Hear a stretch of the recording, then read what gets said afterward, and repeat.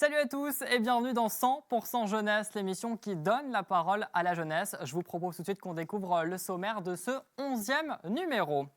En première partie d'émission, nous ferons le point sur la situation des étudiants qui passent actuellement leur examen en présentiel avec la crainte de la Covid dans les esprits. La session de partiel concerne 1,7 million d'étudiants et 25 000 pour ceux qui en est de l'Université de Lorraine. Organisation des examens, session balai ou encore protocole sanitaire dans les amphithéâtres. Nous aborderons tous les sujets et pour nous éclairer et réagir en plateau, Sabine Chopin-Guillot, vice-présidente du Conseil de la formation à l'Université de Lorraine et Tom Veloso, secrétaire général de l'UNEF en Lorraine. En seconde partie d'émission, on vous présentera l'application Dragou. Elle a pour objectif de rendre l'activité physique accessible à tous, un programme et un suivi adapté aux besoins de chacun. Une application qui va à coup sûr vous faire bouger. On en parle avec ses fondateurs Tristan Riquet et Arthur Comisso. Voilà en tout cas pour le sommaire, 100% jeunesse, ça commence tout de suite. Let's go! Le variant Omicron continue sa progression chaque jour avec son nouveau record de contamination. Et selon le point épidémiologique publié le 30 décembre par Santé publique France, le taux d'incidence a bondi de 124% chez les 20-29 ans.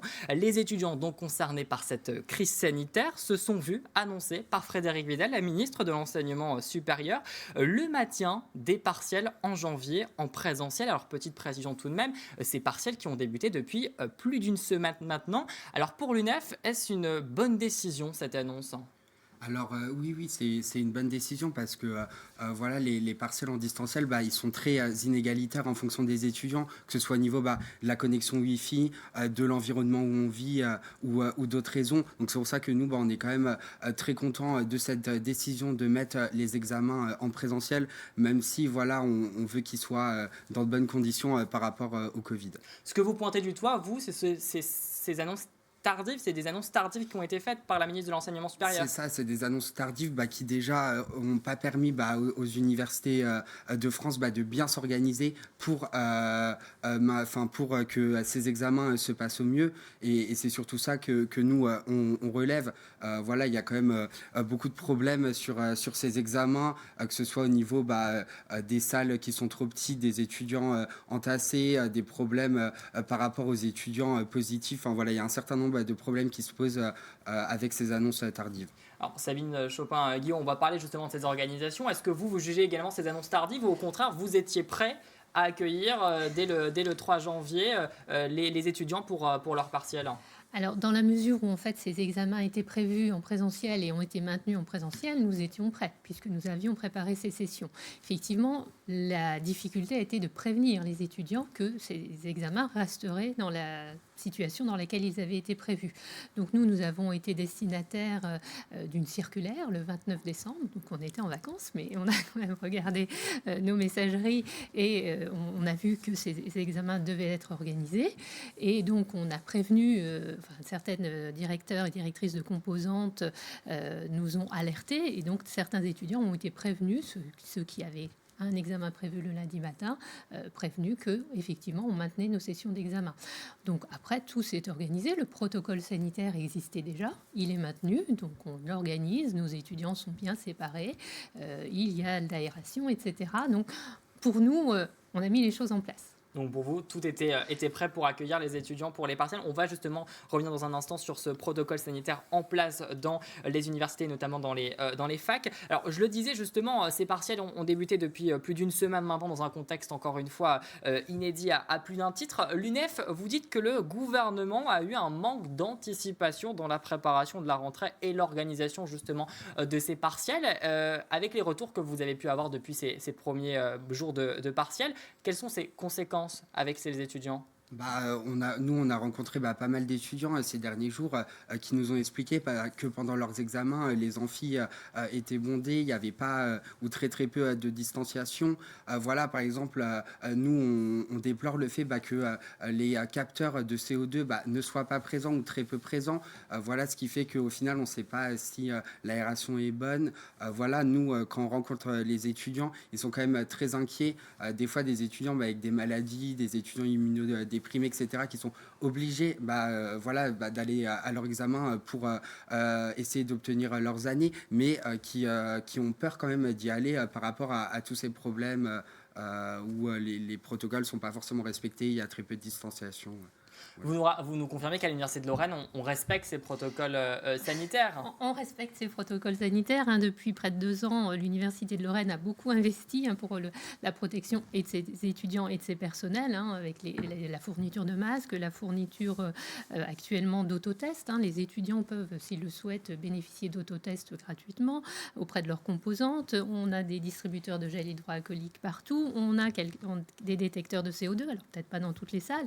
Et on préconise évidemment l'aération des salles. Alors, il ne fait pas très chaud en ce moment, mais on fait tout ce qui est en notre possible pour éviter ces cas-là. Et actuellement, on a certes des étudiants qui sont malades, qui se déclarent malades et donc pour lesquels on va organiser une session de substitution, mais pas de cluster, c'est-à-dire qu'il n'y a pas de groupe entier dans une formation qui sont malades. Donc, ils ont été atteints, mais pas nécessairement à l'université. Les autotests, vous trouvez que c'est la bonne solution? C'est ce qu'il faut donner justement aux étudiants pour éviter les clusters et les contaminations? Oui, les autotests peuvent aider à ça et c'est important d'en avoir. Après, sur les autotests, nous, on s'est un peu renseigné au niveau des étudiants et aussi au niveau des personnes qui les donnent. Et on se rend compte qu'il y a des personnes qui pensent qu'il n'y en a pas assez. Une personne qui les donne là, sur la fac de lettres nous a interpellés en nous disant nous, on a l'impression que là, à la fin de la semaine, il n'y aura plus assez d'autotests. Les étudiants en demandent beaucoup. Et voilà, on sait que les universités font le maximum pour respecter les mesures sanitaires, pour essayer de protéger un maximum les étudiants. Sauf que là, les fonds et les moyens sont pas assez suffisants. Voilà, il y a un manque de masques. Il y a quand même, on a juste eu une boîte de 50 masques au début de l'année. On n'a rien eu d'autre. Les autotests, on se rend compte qu'il en manque. Donc voilà, il y a quand même certaines choses où il faut que l'État investisse plus pour nous protéger, surtout pendant cette période d'examen. Alors, on va prendre l'exemple de l'Université Claude Bernard à Lyon 1, qui distribue 15 000 masques FFP2 qui sont mis à disposition justement des étudiants. Ils sont distribués au début de chaque épreuve. Est-ce que c'est un dispositif qui peut être envisageable au sein de l'Université de Lorraine? On parlait justement de masques avec Tom Veloso. Effectivement, on a distribué des masques en début d'année, une boîte de 50 masques lavables 10 fois. Donc, ça permettait normalement de maintenir, de disposer des masques sur l'ensemble de l'année universitaire. Pour l'instant, on a des masques FFP2 qui sont distribués à tous les personnels. Si ça se généralise, j'ai entendu parler de ça, on verra si on peut en fournir également aux étudiants. Mais on a été une des universités qui a le plus fourni de masques, alors que ce n'était pas obligatoire. Et ça ne l'est toujours pas, d'ailleurs, pour les étudiants. L'UNEF, vous regrettez également que Frédéric Vidal n'ait pas annoncé de jauge pour les cours en amphithéâtre et de dédoublement des enseignements. Expliquez-nous. Oui, nous, on pense qu'il faut que les salles soient moins chargées parce que le fait d'avoir beaucoup d'étudiants dans la même salle, que ce soit pour les examens ou pour les cours, ça permet pas de lutter efficacement contre le virus. C'est pour ça que nous, on revendique ça. On revendique que là, par exemple, des examens où toute la promotion se fait dans le même amphi, c'est pas normal. On devrait séparer ça. Et on a rencontré beaucoup d'étudiants qui nous disaient qu'ils étaient tous dans le même amphi. Et c'est pour ça qu'il faut dédoubler ces salles pour permettre de lutter au mieux contre ce virus. Est-ce que ces jauges, Sabine Chopin-Guillot, peuvent être mises en place pour les cours en amphithéâtre? Est-ce que c'est tout simplement possible? C'est difficilement possible. Vous l'avez dit tout à l'heure, pour nous, la priorité, c'était de maintenir les examens en présentiel. Donc, dans les positions examens, les étudiants sont de toute façon à distance, même de tout temps, on va dire. On les met jamais les uns à côté des autres pendant les examens. Donc là, ce que vous souhaitiez est respecté. Ensuite, dédoubler les cours, c'est compliqué. On n'a pas des bâtiments extensibles.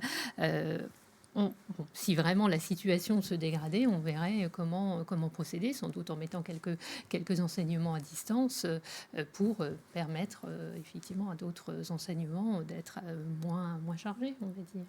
Alors, les cas de Covid se multiplient. On rappelle quand même que le taux de vaccination des 20-25 ans est de 92%. Si des étudiants sont justement soumis à l'isolement, soit pour contamination au Covid, soit parce qu'ils sont déclarés cas contact, la circulaire du ministère prévoit des sessions de substitution sous forme de session balai. C'était également l'une de vos revendications à l'UNEF et c'est mis en place.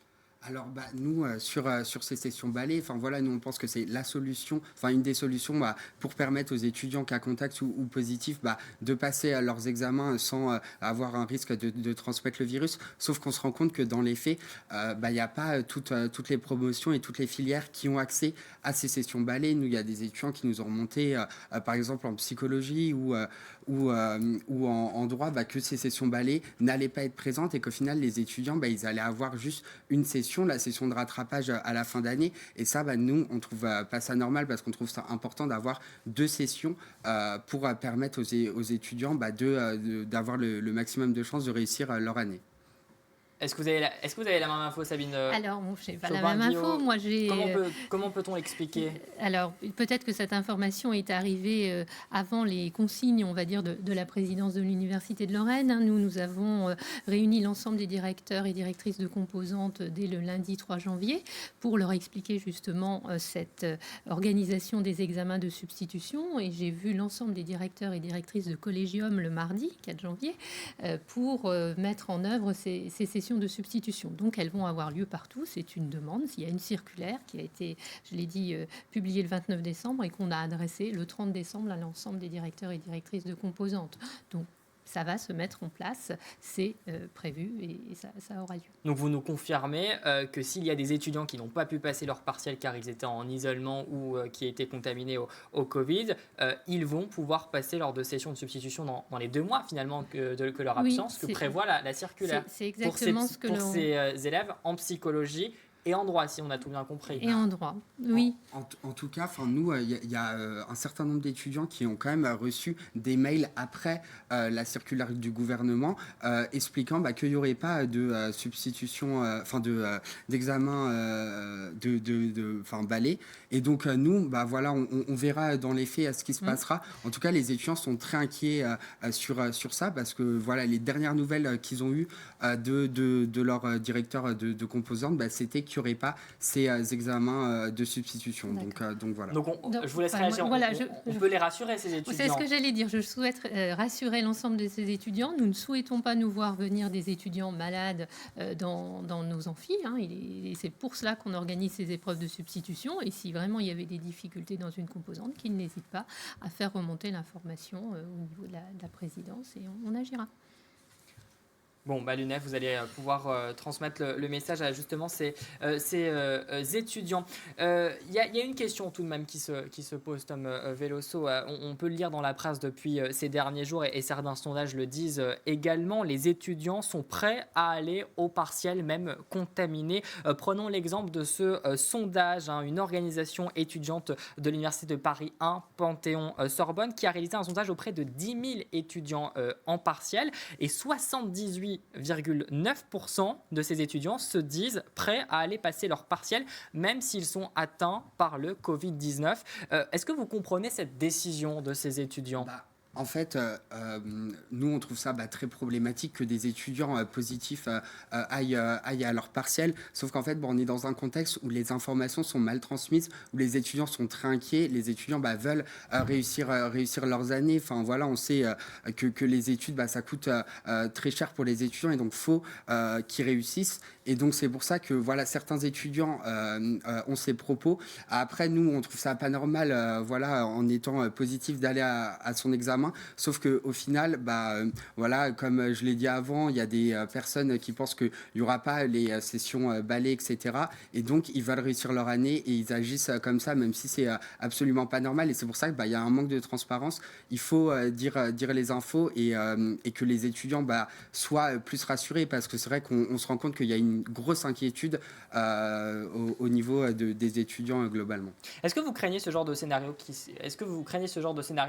qui se produisent finalement dans vos campus. Oui, alors je vous l'ai dit, c'est pour ça qu'on a mis en place les épreuves de substitution. Et en termes d'information, le président a adressé mardi matin, donc le 4 janvier, un message à l'ensemble des étudiants pour leur annoncer l'organisation de ces épreuves de substitution, leur rappeler la nécessité de respecter les gestes barrières et donc éviter ces situations. Donc on veut les rassurer, on veut être présent, on sera bienveillant et donc il ne faut pas qu'ils viennent. Effectivement, s'ils sont malades, ce ne serait pas raisonnable. Et j'ajoute également, parce que la ministre l'a reconfirmé vendredi au micro d'Europe 1, que les cas contacts vaccinés et testés négatifs ne sont pas concernés par justement ces sessions dites de sessions balais. Des inquiétudes qui planent au-dessus de la tête des étudiants. Est-ce que vous redoutez que les cours soient basculés en distanciel ? Oui, bien sûr, on le redoute, surtout quand on a vu l'impact que ça a eu sur les étudiants ces dernières années.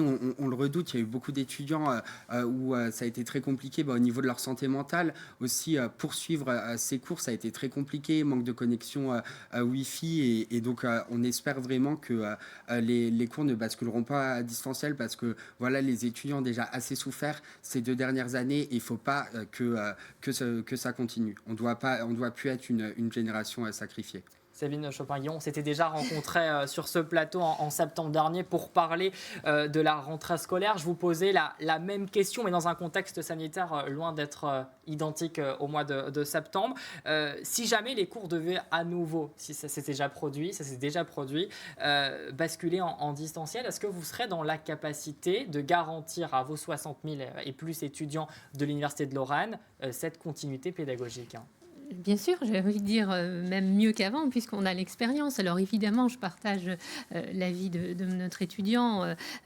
On voudrait éviter ces cours à distance, parce que même si on sait faire et si on saura sans doute mieux faire que ce qu'on a pu faire lorsqu'on a été pris au dépourvu en mars 2020, c'est pas la situation idéale. On le sait, pédagogiquement, malgré tous les efforts qu'ont pu faire les collègues, ça reste compliqué. Si on doit le faire, on le fera. On espère ne pas avoir à le faire. Merci Sabine Chopin-Guillaume. On le rappelle, vous êtes vice-présidente du Conseil de la formation à l'Université de Lorraine. Et vous, Tom Veloso, vous êtes secrétaire général de l'UNEF en Lorraine. Merci à vous deux d'avoir accepté notre invitation. Et si vous êtes étudiant dans l'enseignement supérieur sur le territoire de la métropole Messine, sachez que vous êtes concerné par une enquête qui vise à mieux connaître et comprendre les besoins en logement des étudiants. Vos réponses et vos analyses viendront enrichir les travaux portés dans le cadre de l'Observatoire territorial du logement étudiant de l'Europe Métropole de Metz. Une enquête menée par l'Aguram, l'agence d'urbanisme d'agglomération de Moselle. Et notez également que ces réponses resteront strictement confidentielles et anonyme. Alors, si vous souhaitez participer à cette enquête, rendez-vous sur aguram.org. Le lien s'affiche en bas de cet écran. Et vous le savez, chaque nouvelle année a son lot de nouvelles mesures. Et parmi elles, la contraception qui est désormais gratuite pour toutes les femmes de moins de 25 ans. Alors, d'ordinaire, elle l'était seulement pour les mineurs. Le gouvernement a donc décidé cet élargissement car il estime qu'une part trop importante de femmes n'a pas accès à des moyens de contraception efficaces, notamment en raison de leur prix. Depuis donc le 1er janvier 2022, l'assurance maladie prendra en charge à 100% et sans avance de frais le coût de la contraception et les actes qui y sont liés. On parle notamment d'une consultation par an avec un médecin ou une sage-femme et des examens biologiques potentiels, des mesures qui concernent près de 3 millions de femmes en France. Alors justement, on parle de changement. Quelles sont vos résolutions pour cette nouvelle année 2022 ? Vous en avez ? Moi, j'en ai pris une, c'est celle de dormir au moins 6 heures par nuit.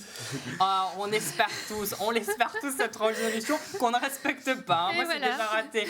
Tom on va dire que les étudiants ne soient plus une génération sacrifiée. Et on l'espère. Et vous aussi, vous avez pris des résolutions, peut-être faire de l'activité physique ou du sport. Alors justement, avec vous, on va parler d'activité physique, mais il ne faut surtout pas confondre avec le sport parce que ces deux termes sont bien différents. Expliquez-nous, c'est quoi la différence ? Oui, totalement. En fait, le sport, quand on parle de sport, c'est vraiment quelque chose de normé. Pour prendre un exemple concret, quelqu'un qui va aller pratiquer du football en club, c'est du sport. Donc c'est un but de performance, c'est le corps qui est au service du mouvement. Alors que l'activité physique, donc l'idée qu'on défend, c'est le mouvement pour le corps. Donc pour vraiment dans un but de santé, pardon, dans un but de bien-être. Aller courir, par exemple, de son côté, dans un but de loisir, c'est vraiment de l'activité physique. Il n'y a pas de performance derrière, il y a vraiment cet objectif de santé. Alors vous êtes actuellement en train de mettre au point, on est sur les derniers réglages, une application qui s'appelle Dragoo pour rendre la pratique d'activité physique accessible à tous. On peut le dire. Oui, Absolument. totalement. C'est exactement ça. Le but, c'est que chaque personne qui a envie de se mettre à bouger se rende compte que bouger est quelque chose de simple, quelque chose de bon pour soi. Et donc là, le but, c'est de proposer du contenu éducatif ou vidéo pour pouvoir bouger en toute simplicité et se faire du bien, tout simplement. Et on peut tous le faire parce que c'est une application qui est en ligne sur mobile. Et il faut savoir quand même que 95% des Français disposent d'un smartphone, donc on peut quasiment tous télécharger cette application. Et on parle de ça justement parce que ce qui est une anecdote sur cette application que vous êtes en train de mettre au point, c'est que vous avez eu l'idée une semaine tout juste avant le premier confinement en mars 2020. Et quelques semaines après, on a vu des milliers de Français dans leur salon, dans leur cuisine, dans leur chambre faire du sport à travers justement d'applications. Vous voulez réellement réconcilier les gens avec les activités physiques, c'est ça ? C'est ça, totalement. En fait, on a eu cette idée une semaine avant le confinement, comme vous avez pu le dire. Et c'était un signe un peu pour nous. On s'est dit, bah voilà, les gens ont envie de bouger. Donc ça confirme un peu l'idée qu'on a. On a fait une formation qui est la formation de STAPS en master pour faire enseignant en activité physique adaptée. Mais finalement, quand on sort de cette formation, il y a beaucoup de gens qui ne connaissent pas ce métier d'enseignant en activité physique adaptée. Alors on s'est dit, il faut vraiment porter ces valeurs, montrer que ce métier existe, que c'est différent que du métier de coach par exemple, et que c'est vraiment quelque chose qui a un but de santé. On s'est rendu compte aussi que les applications mobiles, c'était un support qui était vraiment très utilisé, encore plus en temps de Covid. Donc ça a été pour nous vraiment un signe, comme si finalement on nous poussait à faire un petit peu ça. Vous étiez un peu précurseur, c'est ça. Super. On peut le dire. Qu'est-ce qu'on y retrouve dans cette application ? Alors, on va retrouver 3 grandes parties, 2 gratuites et une payante. La première partie gratuite va être une partie où on va répondre à un test, on va avoir des questions. En fonction des réponses qu'on va donner à ce test, on aura une programmation de séance qui va être adaptée en fonction, parce que ce test va vous demander quelle quantité d'activité physique on fait dans une semaine, dans une journée, est-ce qu'on monte des escaliers, etc. En fonction de ça, il y a une programmation de séance. On peut avoir accès librement aussi à ces séances sans passer par ce test. Donc on a un véritable parcours personnalisé. C'est ça, personnalisé, totalement. La deuxième grande partie est une partie qui a pour but d'éduquer les personnes. Donc il y a des fiches éducatives, donc il y a déjà, tout ça fonctionne déjà. Il y a des fiches éducatives sur diverses pathologies, la sclérose en plaques, diabète type 1, type 2, obésité, etc. Avec aussi, si on veut, il y a des conseils tout simples, des petites phrases du quotidien qui peuvent être intéressantes pour tout le monde. Et aussi d'autres tests à réaliser si on le souhaite pour voir une évolution au fil du temps. Une troisième grande partie qui est la mise en relation. Donc en fonction je sais pas, admettons, on se met à pratiquer, on se dit ouais c'est super sympa, j'aime bien, j'aimerais aller plus loin, j'aimerais être avec quelqu'un dans la réalité, quoi.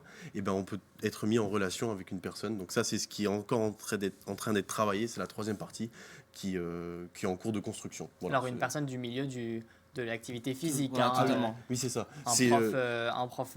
Voilà, un enseignant en euh, activité physique adaptée. Voilà, c'est pas l'application de rencontre. Oui, non, On se met bien d'accord. Sur cette application, il y a également des vidéos que vous avez réalisées pour justement faire des démonstrations et donner de véritables conseils à ses utilisateurs. Oui, c'est ça. C'est des vidéos très simples. On répète souvent que tout le monde doit aller à son rythme. On s'hydrate, on va doucement. On peut le faire avec des poids, sans poids. Le but, c'est que tout le monde puisse bouger facilement en fonction de ses limitations, de ses contraintes ou de ses objectifs, voilà, tout simplement. On a une dernière catégorie qui est également en plein développement, c'est de mettre en relation les enseignants avec les participants. C'est ce que vous avez justement expliqué comme concept. On va pouvoir voir ça très rapidement, non ? Oui. Alors, oui, ça va arriver très rapidement. Là, maintenant, on est en train de répertorier tout le monde. Ça va arriver rapidement. Là, la bêta va être finalisée. Elle est finalisée. Donc, maintenant, on récupère tous les commentaires, toutes les problématiques qu'on a pu avoir Et on va corriger tout ça, puis on va sortir l'application. Et on va pouvoir aller justement suivre toute l'actualité et l'avancée du projet sur dragou.fr. Alors juste rapidement, mais l'application c'est Dragou, le nom Dragou, est-ce que ça serait pas quand même un signe avec les origines, le Graouli, Metz, non? Alors si, totalement. voulu. En fait, Dragou, ça vient de la contraction du dragon et du Graouli. Donc le Graouli, tout simplement, pour rappeler les origines mosellanes. Donc ça nous tenait vraiment à cœur. Et le dragon, c'est tout simplement pour... on a besoin d'une mascotte, en fait, finalement, qui est une symbolique et qui est vraiment le symbole de toutes les valeurs qu'on transmet. Donc la transmutation, la maîtrise. Il nous fallait aussi quelque chose de non-genré et le dragon répond totalement à ces critères. Donc voilà, Dragou, c'est la contraction d'un dragon et du Graouli. C'est plus qu'un simple projet entre amis, c'est également une entreprise qui a été fondée avec pour objectif, plus tard, c'est de monter une véritable salle de sport. C'est ça, totalement. Expliquez-nous rapidement. Bon, en fait, à la base, c'était vraiment la création de cette application, de ce projet. Et on se rend compte que finalement, en sortie de master, on s'oriente vraiment sur la création d'une salle pour pouvoir pratiquer avec des personnes qui auraient envie de rentrer en contact avec les créateurs de Dragou. Eh ben merci Tristan, merci Arthur d'être venu nous présenter Dragou, une application qui va vous réconcilier, je vous l'ai dit, avec la pratique d'une activité physique. Pour être au courant et ne pas rater sa sortie, vous pouvez vous rendre sur dragou.fr pour suivre l'avancée. Notre jeu au concours vous fait tenter de remporter 2 entrées pour tester la réalité virtuelle du côté de Terreville chez Guild of Gamers.